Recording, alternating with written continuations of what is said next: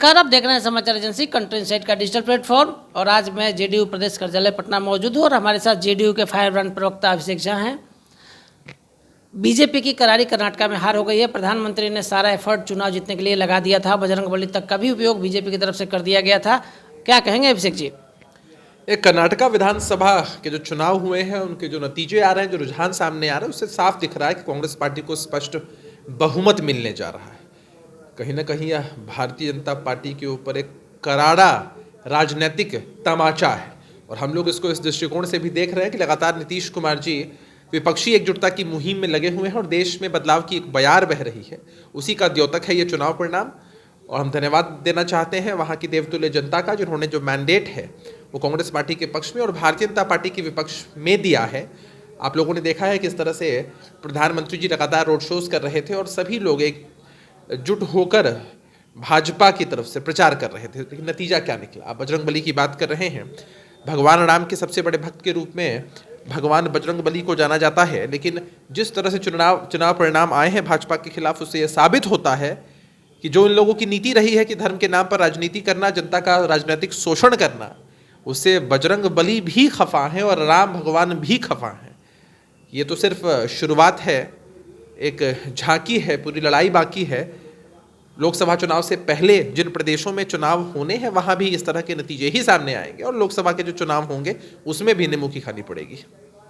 तो अभिषेक जी, आप इसको किस रूप में, आप बिहार में तो अब आपके जो नेता हैं नीतीश कुमार जी वो विपक्षी एकता को मजबूत कर रहे हैं, तो 24 के लिए भी तो एक बड़ा साइन के रूप में आप इसको देख रहे हैं ना? नहीं, भाजपा के लोग ही कहते थे ना कि कर्नाटका का जो रास्ता है वो 2024 के चुनाव तक जाएगा। तो अब बताइए ना, कर्नाटका में तो आपकी बुरी हार हुई और इस बुरी हार के बाद 24 की बुरी हार के लिए भी आप लोग पलके बिछाए जरूर बैठे हुए होंगे। बिहार ने तो पहले ही सकारात्मक संदेश दिया है महागठबंधन का निर्माण करके, और देश के स्तर पर भी कैसे ये महागठबंधन का स्वरूप तैयार हो, नीतीश कुमार जी की प्राथमिकता में उसके प्रयास के लिए वो लगे हुए।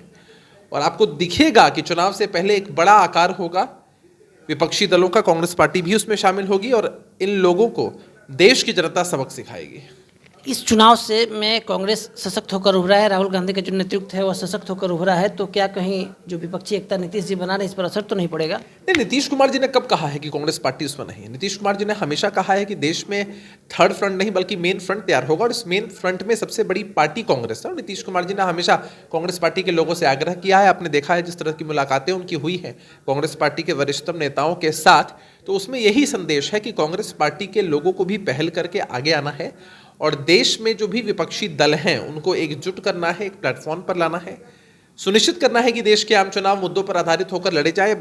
बेरोजगारी, महंगाई, भ्रष्टाचार अहम मुद्दे हैं। इन मुद्दों पर केंद्रित होकर हम चुनाव लड़ेंगे जनता के लिए और मैंडेट जो है वो भाजपा के खिलाफ होगा और जो कुनबा तैयार होगा उसके पक्ष में होगा। अभिषेक जी, कांग्रेस जो अपना मैनिफेस्टो जारी किया था उसमें बोला, प्रण पत्र में दिया कि मुस्लिम आरक्षण भी हम वहाँ देने जा रहे हैं, क्या इसका फायदा वहाँ बीजेपी?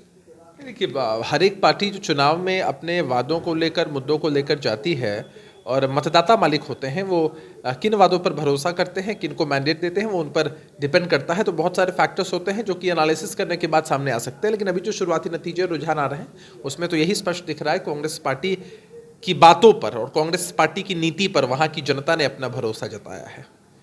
तो आप सुन रहे थे जेडीयू के फायर ब्रांड प्रवक्ता इंजीनियर अभिषेक झा को। इन्होंने साफ कर दिया कि यह झांकी है और बीजेपी के लोग ही कह रहे थे कि 24 का जो लोकसभा चुनाव है उसका साइन है यह, तो साइन दिख गया।